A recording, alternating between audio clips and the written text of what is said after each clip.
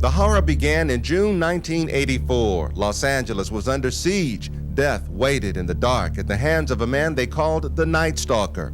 After a 14-month reign of terror, he was finally caught. It was only then that his true identity was discovered. His name, Richard Ramirez. Richard Ramirez's whole trip was to hide in a tree or hide behind a fence and watch his victims at nighttime and wait into the wee hours of the night.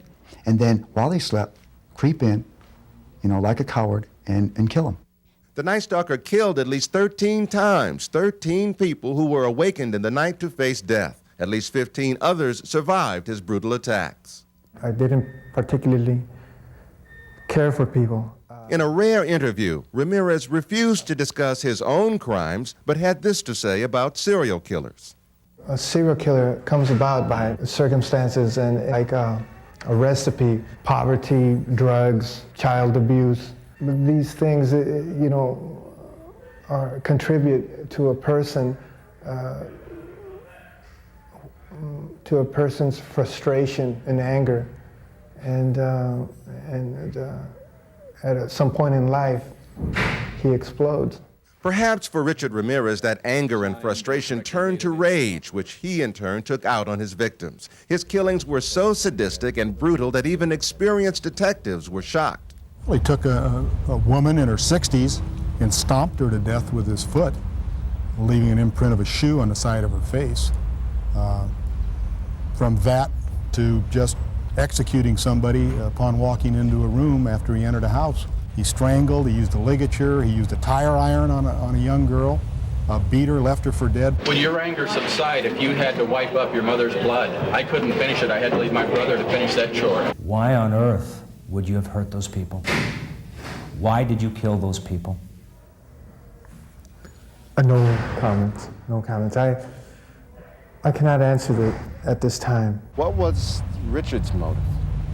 To kill. That's it? To kill. It's as simple as that. Richard Ramirez was raised in El Paso, Texas, the youngest of 5 children born to hardworking, strict parents. Eddie Milam was Richard's best friend back then and remembers when he began to change into a troublemaker. I did start seeing something going wrong with Ricky Ramirez. I think what really messed him up was the acid. He would do a lot of acid. The stealing, I noticed the stealing and then started as a peeping Tom and things like that. Ramirez's passion for burglary earned him the nicknames of Ricky the Thief and Fingers. But Eddie knew Ramirez had other serious problems when he was fired from a local hotel. He said he was fired, he was dismissed due to the cause that he had tried to molest 2 little kids that were going up the elevator. By 18, Ramirez was a high school dropout drifting around California. He stayed in Skid Row hotels, never seemed to work, but always had the money to buy cocaine.